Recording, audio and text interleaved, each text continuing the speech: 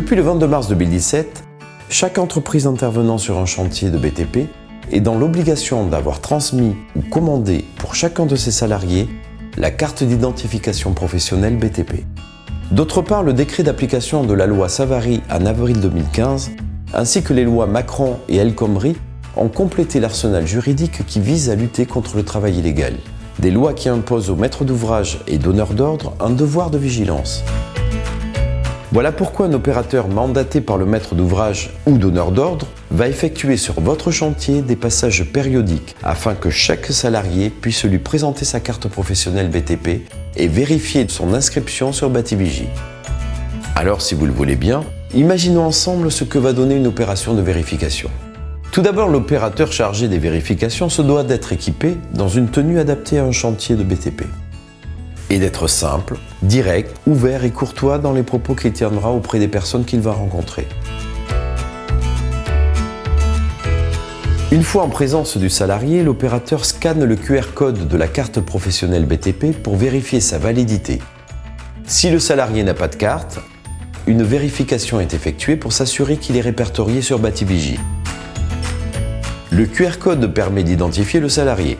Si la carte est déjà répertoriée, son nom et son prénom, ainsi que l'entreprise et le corps du métier auquel il est rattaché, apparaissent alors.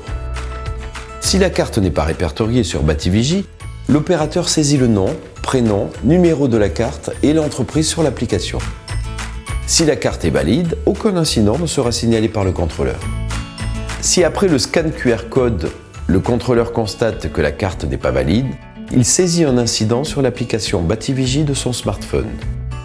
Les informations demandées vont permettre de constituer une fiche qui sera transmise à l'entreprise ou aux entreprises du corps de métier concerné par le salarié qui est inconnu. Pour faciliter le travail de l'opérateur et afin de pouvoir rapidement déterminer si le salarié est autorisé à être présent sur le chantier, il est essentiel que vous préveniez tous les salariés qu'ils doivent transmettre leurs coordonnées en cas de non-possession de la carte. Leur carte d'identité peut être photographiée par l'opérateur Bativigie sous autorisation du salarié. Leur accord doit également être demandé s'il est nécessaire de les prendre en photo également. Une fois que la visite du contrôleur est achevée, plusieurs mails sont envoyés. Un mail à l'entreprise ou aux entreprises du corps de métier concerné par le constat d'incident qui a été fait.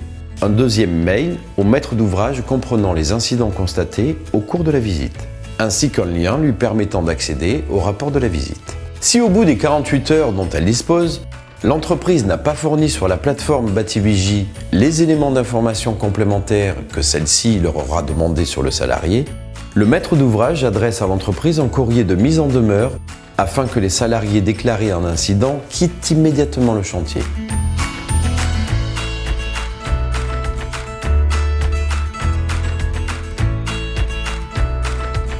Après enregistrement sur la plateforme Bativigie par le maître d'ouvrage et ou le donneur d'ordre de l'entreprise titulaire du marché ou sous-traitante, un email est transmis à la dite entreprise avec des identifiants et mots de passe d'accès à la plateforme afin qu'elle enregistre tous ses salariés, intérimaires, apprentis ou stagiaires pouvant être présents sur les chantiers.